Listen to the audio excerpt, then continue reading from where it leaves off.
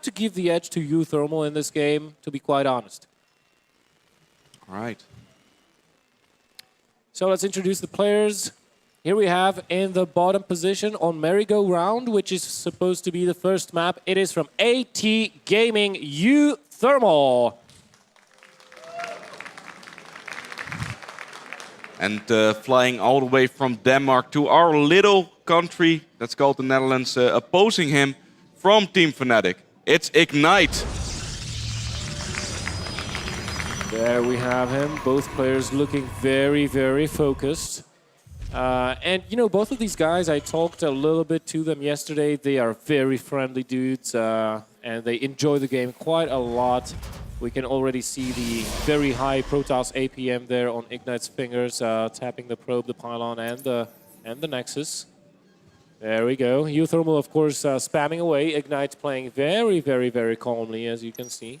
You know, there's a couple of players that play like this. Sake is one of them. He's not really spamming his keys all that much. Hero from Team Liquid also is not really trying to ramp up his APM at the start of the game artificially. But as the game heats up, as things start to happening, you see both Sake's and Hero's APM just continually rise all the way to 250, 300. So probably Ignite is one of those guys. And let's take a look at the openings. I'm a little surprised about uThermal's opening here because he's opening gasless. And most of the time, he does not do that versus Protoss. Yeah, this is a very awkward build from him. He does also not finish his supply depot to wall it off completely, so the probe cannot enter the base. He's making a refinery right now. He wants to hide the refinery, yeah, he wants to hide the refinery. But he didn't get it on the 12 food mark. He usually skips one SCV for a little bit to open up with the Reaper, but this refinery has been built on 14. In Wings of Liberty, this could be an indication of like a 1-1-1, but it's not something that's very much used in Heart of the Swarm because of the photon overcharge, of course, which is so good. We have seen uThermal yesterday do this on Habitation Station when he opened with floating CC to the gold base and then proceeded to build Marines, Hellions, Banshees, and tanks. But the downside for him in this situation, he doesn't have a gold base. That is true.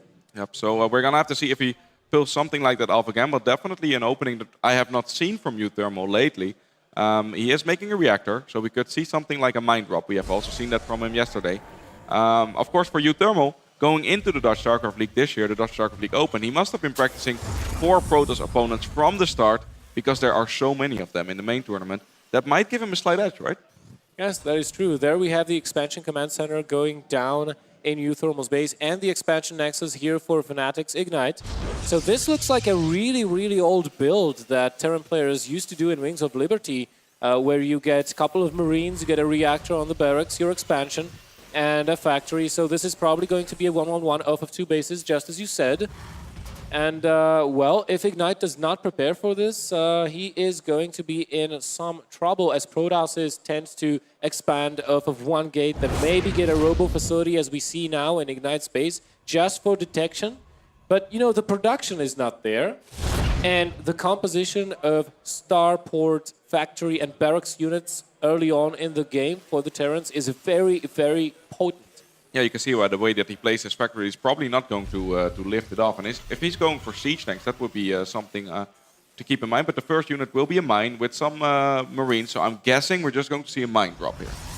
Yeah, that could be the case. Just a Widow Mine expansion. It looks like that. It's just a Widow Mine expansion with a little bit of an unorthodox beginning, but sometimes that can help you because the opponent will have to be guessing what you're doing, obviously.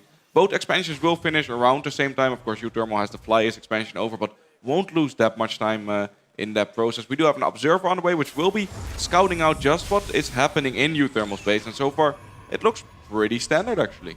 Yeah, and speaking of playing blind, Ignite has absolutely no clue as to what is going on. That's why we see this first hallucinated Phoenix flying across the map. That's what the 2 first sentries were for.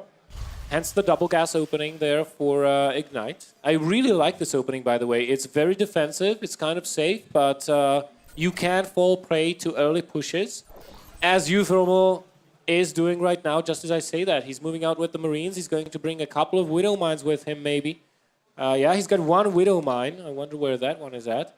And he will have the medevacs, I feel. Yeah, there is the one medevac flying across. So this is going to be a pretty strong push. 2 cannons being built by Ignite. He knows the danger he's in right now. But so far, he's still only on 1 gate. This does not look good. He could lose a lot of probes there. He's actually going for super, super fast Colossus, something that can work if you can defend, and he's using the cannons to defend his mineral line, but there's going to be a poke in from the front.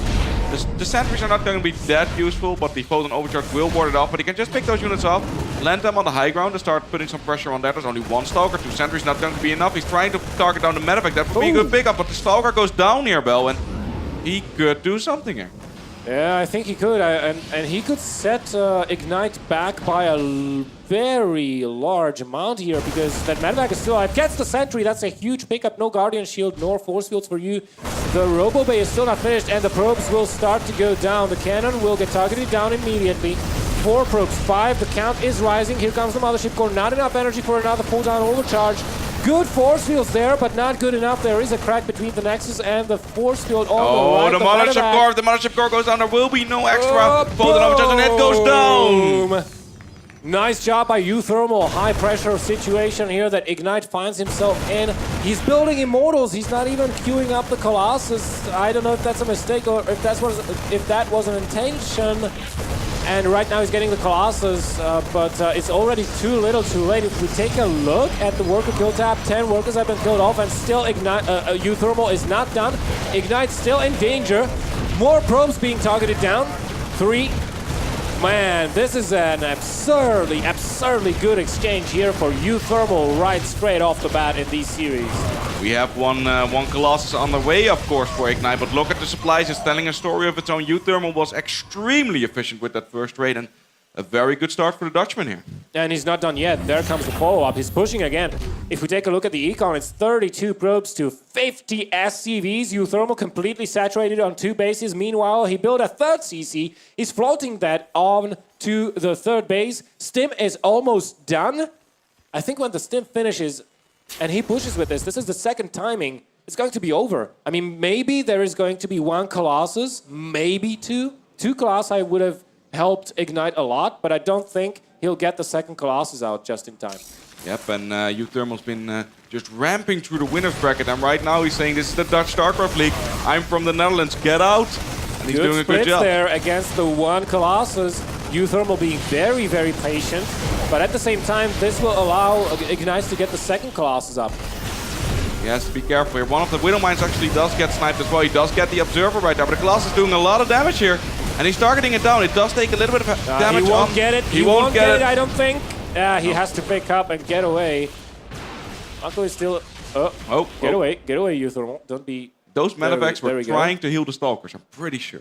Yeah, I'm pretty sure they were trying to help the enemy there. But, you know, uThermal can be pretty happy. Worker supply showing 66 to 39 difference. He's got the 3rd base going for him. His army supply is on par with the Protoss player, if not a little bit larger. He continues on to harass with the Marauders. 1 Marauder, look how much damage that can do. Boosts away with the medevac.